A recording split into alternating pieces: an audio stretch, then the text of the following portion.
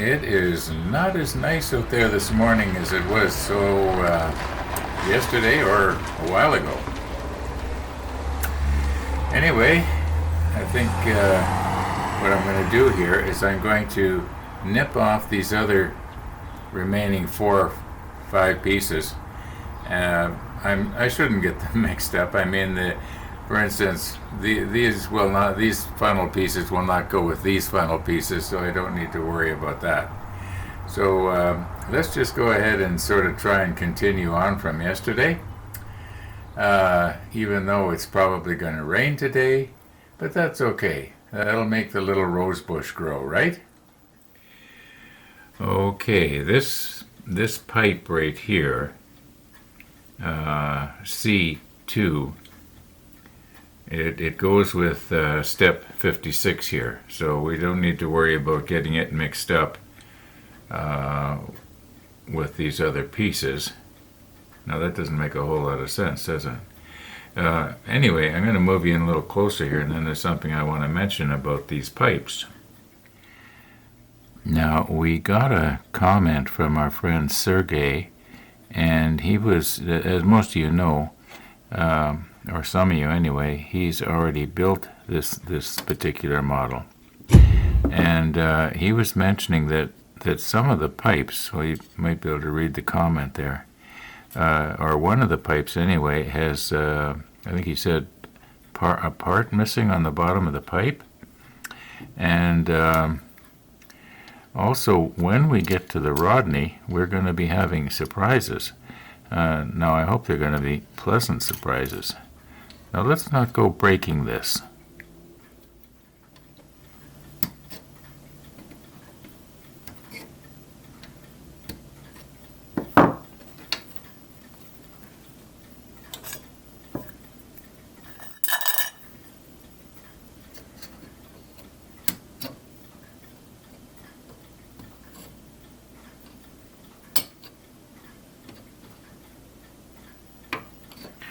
Obviously, I'll be trimming these up later. So these will all be parts for the aft funnel.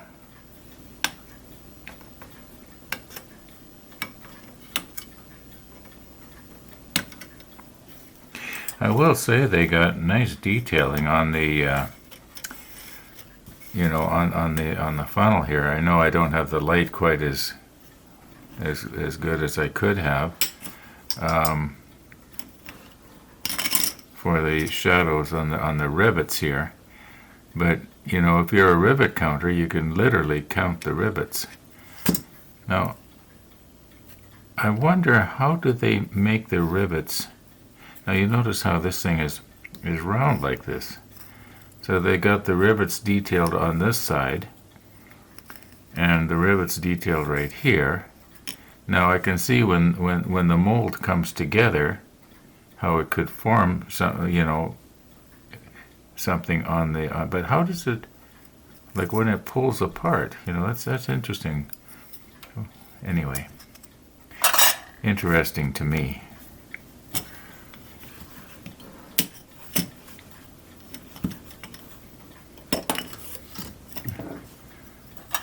Okay, now. This entire piece now is just double check, make sure there's nothing left on there. No, there's nothing left on here. This entire piece is waste, except that we're saving it. And I was mentioning to one of the viewers in a comment that maybe what I should do is with this pen thing. Now I'm just thinking out loud, and I'm probably not going to do it because I tend to get sidetracked enough in this project. But I was thinking, maybe if I turn that pen, do a little bit each day. Well, I don't know. I'm just thinking out loud. It's probably not a good idea because, like I say, I would get sidetracked here, and we'd never get our hood done. Anyway, let's. I think I'll just. Should I cut this up or just leave it all in one piece here? I can hang it on the wall.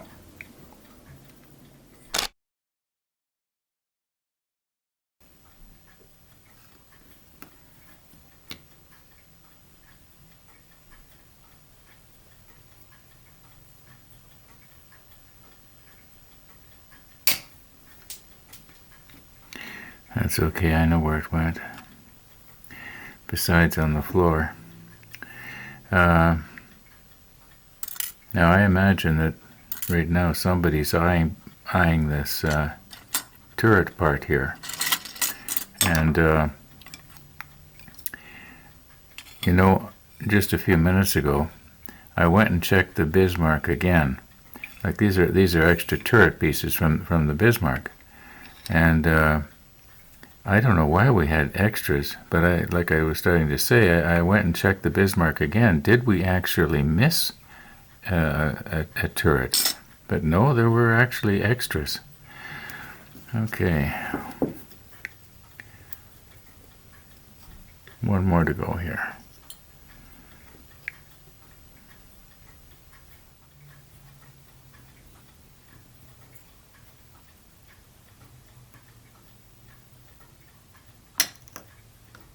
That one stayed.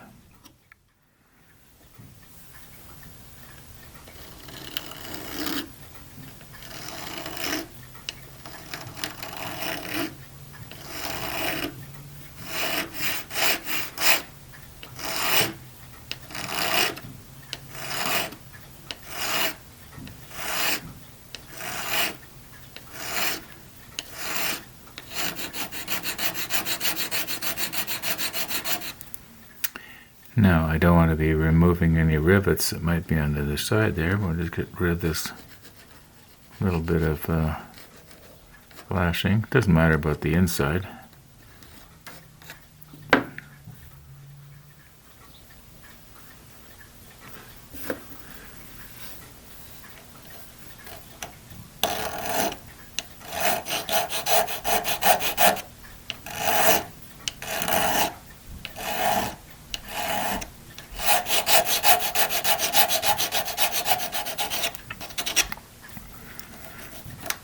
You know, this little bump you see here, that's actually part of the molding on the other side. So I don't want to be trying to scrape that off.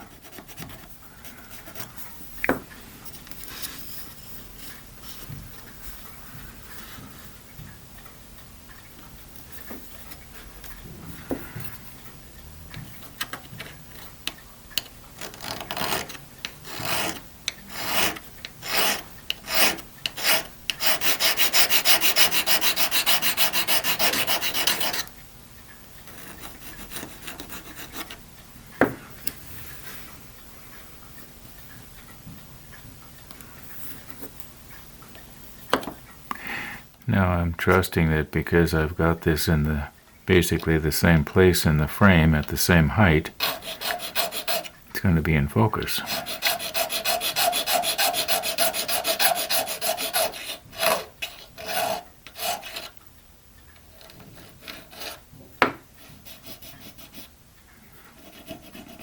Yeah, I think we got it. Now I'll just do the other piece the same way.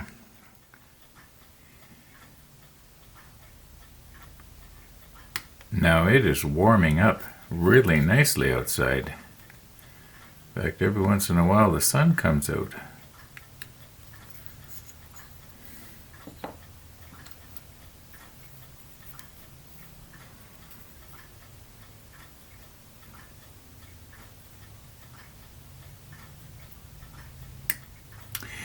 Now I think I've mentioned this before. In fact, I know I have, probably on several occasions. The reason I do it like this is because I find that if I'm not putting on hardly any pressure at all until I get it like at an angle like this. And then when I squeeze it, it seems to do a much better job. Less chance of pulling the piece of sprue out from the side, especially when you've got, you know, a sharp edge like this that you don't want to end up having a divot in. Yeah, I remember we talked about that way back when I was doing the Bismarck.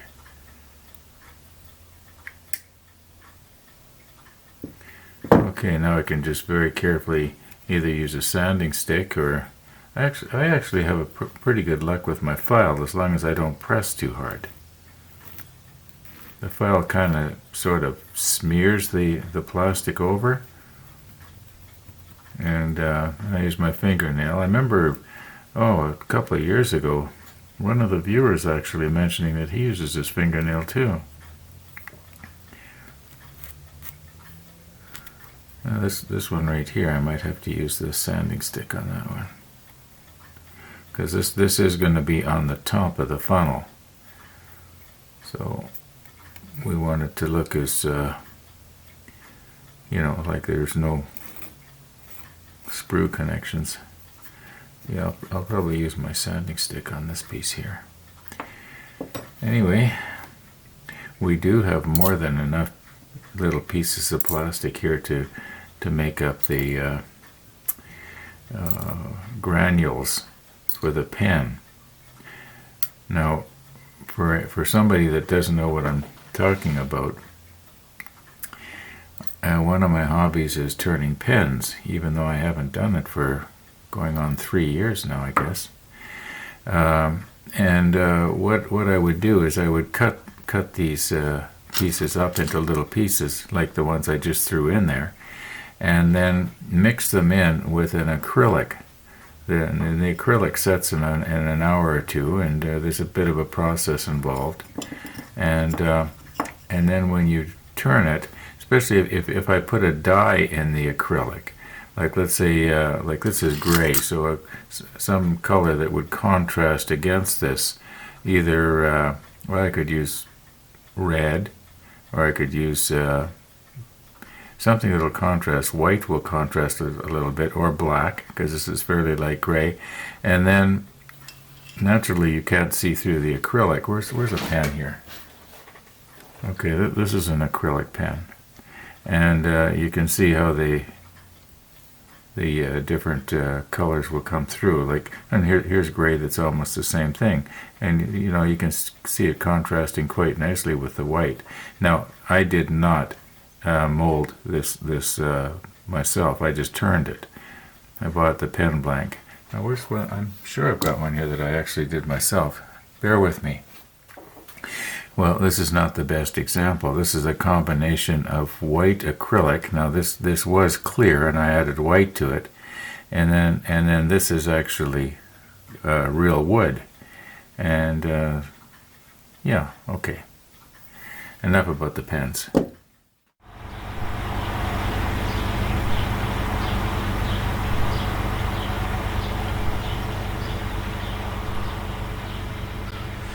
Now we only have 2 more mornings before we start on our downward slope to the shortest day of the year. And as for this morning's sunrise, well, once again, not spectacular, just interesting. And as for the sound you're listening to right now, it was sampled from when the sun officially rose here in Winnipeg this morning at around 5:19.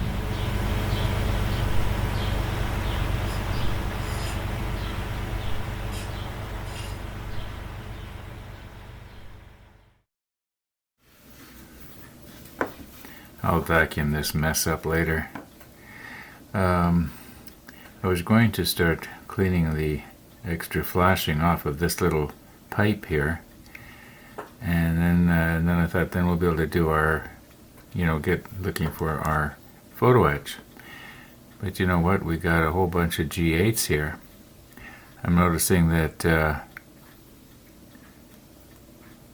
okay, both of these are G8. Both of these are G8, or is it? You know what? There's 5 G8s, and it looks like there's 5 G8s down here. Okay, maybe I should just go ahead and get those.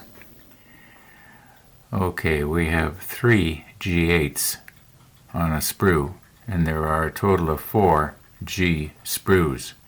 So here's a case of where we're going to end up with 12 of a particular part, but we only need 10 of them, unless I made a mistake. So it's sort of a case of like the turrets. We end up with extra pieces. I guess for whatever reason, Trumpeter did not, mold them so that it would work out that way. Like I guess because there wasn't 5 sprues and they could have 2 on each sprue, it was easier to do it, cheaper for them to do it this way. That makes sense. And it seems to me we've talked about that before too. All right.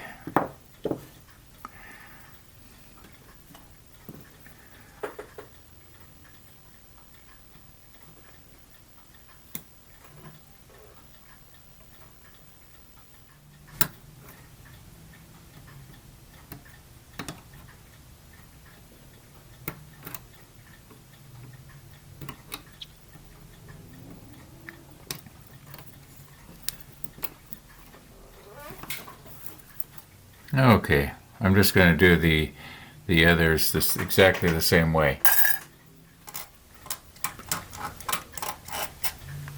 Now we were talking about turning pens, and when I was down in the workshop turning pens or turning anything, I would use a scraper 99% of the time. And I used to get kind of kidded about that. Why don't you use a gouge? Well, I found the scraper was a fairly safe tool to use. And I thought about that when I was trying to scrape off this flashing here. I think I got this one more or less. Okay, let's not get them mixed up. All right, so I got the worst of it on the. Well, maybe I could do a little bit with the file on that.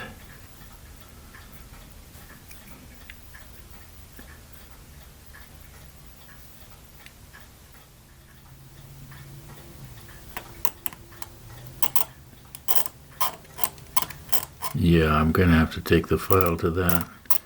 But you can see how the scraper system works really, really well, but it won't work on something like this right here. Now, I don't know if I can do this on camera or not. No, not really. It's not going to work. In all likelihood, you're seeing them on your screen right now better than I am, especially if you're watching in 4K. Now, I know I talk about 4K a lot, but I think it's great. Anyway, I did all 12. Even though we only need 10, because my thinking is if I come across one that's particularly bad, I can just discard it. Okay, yeah, I think I got the worst of it. Let's put it that way. There's some places where I can see the seam or the flashing seam or whatever you want to call it. But anyway, we got one left here, and this one here, I'll put the macro lens on, and just want to make sure that okay, now this piece right out here on the end, well, like I say, I'll put the macro lens on. Okay, I'm not moved in quite as close as I can get yet, but you can see the full length of this part now. And down here at the end, well, to me it's pretty obvious that this right here is flashing, but at this right here, I want to be really careful where the pointer is touching right now. Now this is obviously flashing, and this is obviously flashing. Let's move in as close as we can get here. Just swing this around.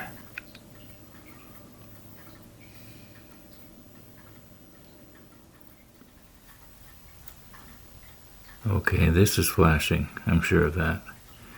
Now this part right here, I believe is part of like a positioning pin. I don't think that's flashing. I think that's supposed to stay on there. This is a positioning pin.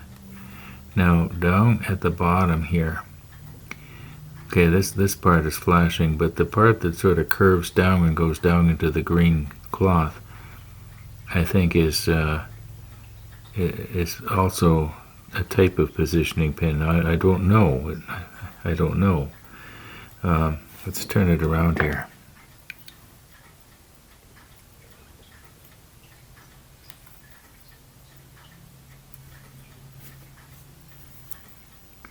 Okay, this reminds me a lot of stovepipes that they used to have, like when I was a kid, coming out of people's houses. Seems to me that I once was on a boat that the galley had a stovepipe coming up out of it that looked a lot like this.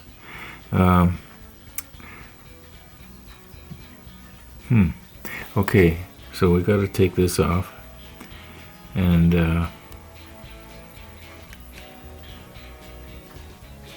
this piece right here we got to take off. All right, let's do it. Keep your fingers crossed. Now you would have been so proud of me here. I just did a fantastic job of removing all this flashing off of the places where that needed to be, and I did it all on camera. And my running commentary was, you might say, brilliant. Problem is, I forgot to push record. Yeah, it just looked marvelous on the screen, but that little red button, that little red light, it wasn't on, and I didn't notice.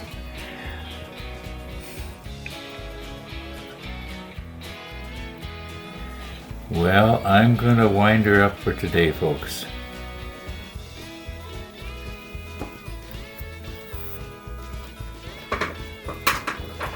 Thanks for watching, and all being well, we'll see you tomorrow.